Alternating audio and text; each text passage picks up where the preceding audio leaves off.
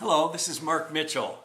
Today I'd like to talk to you about one of the most costly mistakes I see building material companies make when it comes to their marketing. And this is a term called random acts of marketing.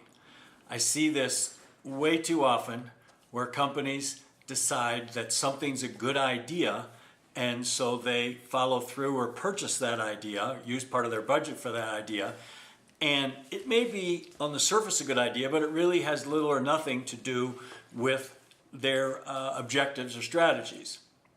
A smarter way is to start with an objective, such as we want to grow our sales, then to develop the strategy, such as we want to convert builders, and take it a little bit further and say we want to convert this type of builder, and the reason why this builder will want to switch to us is whatever the message is.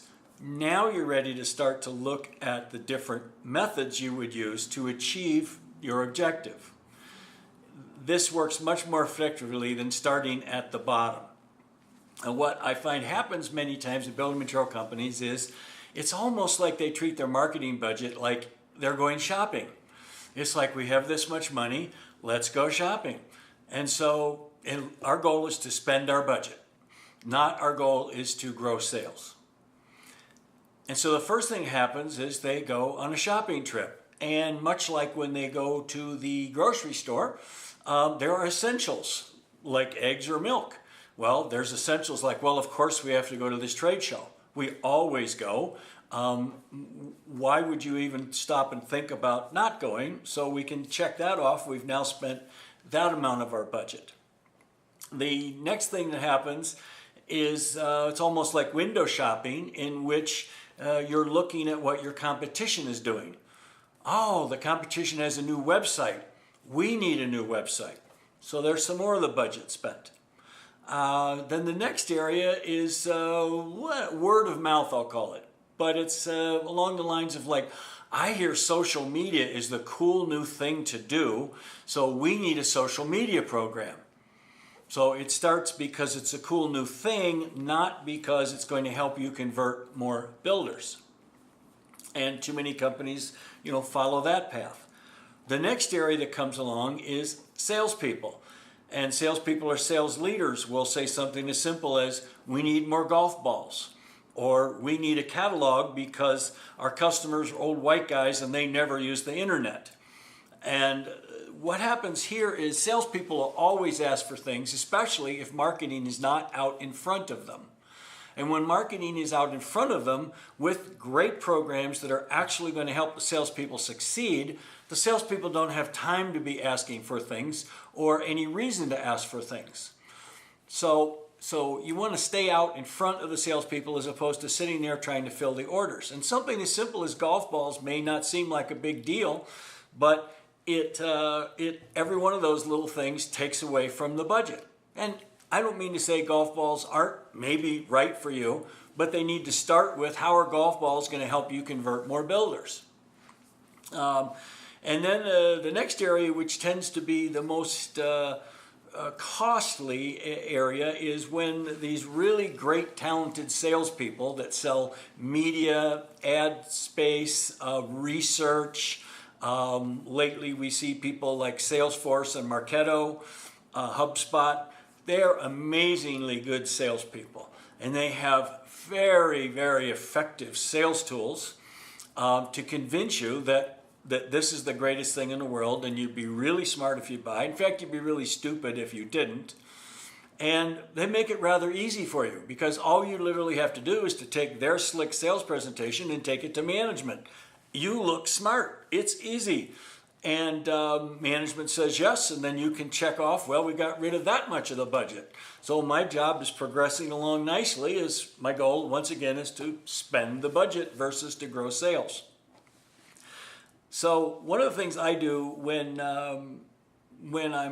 salespeople are approaching me for one of my clients is I start, number one, by being extremely skeptical, in which I keep in mind firmly that their goal is to sell me something. Their goal is not to help this company sell more products more cost effectively, be more successful. The second thing that I look at is, I keep considering back, does this great idea, how does it relate to the objectives and strategies we set up? This may be a great idea, but what does it have to do with converting builders? If it does, keep going. And then the next one I look at, particularly with things like CRM, social media, marketing automation, even content marketing, is can your company actually implement it? If you have a company that needs to control everything and everything has to be approved, you're probably not going to have a very effective social media program. If your sales leadership is not going to insist that salespeople do certain things, then a CRM program is probably going to fail. And so you also need to look and say, can your company actually use this program? And then the other one that I do, if I've gone along so far and I say, this looks like a good idea, this looks like it matches up with our objectives and strategies, this is a program that our company could do, then I force myself to come up with at least 2 alternative ideas, just to see if I could find an idea that is better than this. And usually these ideas aren't a salesman coming to sell you, they're a little harder. You have to come up with them yourself. And then I evaluate those ideas against the original. And perhaps the original idea the salesman brought in is the right idea, but now I'm firmly committed to it. The other problem with the salesperson coming in is it's very easy for you to take their effective sales presentation down the hall to the boss, present it to them, and you look really smart because this is so well thought out. Chances are you're going to get a yes. So you didn't have to think real hard. You didn't have to develop a presentation. You really didn't have to risk failure. And most of these programs, like run some ads in a magazine, there's little chance that they're not going to work. In other words, that the ad isn't going to show up in the magazine and look nice. Where if you try something new, there's some risk to it. There's some things that maybe can make people uncomfortable. So I would encourage you to really look through how you're spending your marketing and look, number one, of course, start with an objective, start with what I think is the most important part of marketing, and that is a strategy, and then develop the marketing programs that are in alignment with that rather than a collection of a bunch of random acts of marketing, which is just like going shopping with the goal of spending all the money you have. So I hope that you will stop doing random acts of marketing and make better use of your marketing budgets.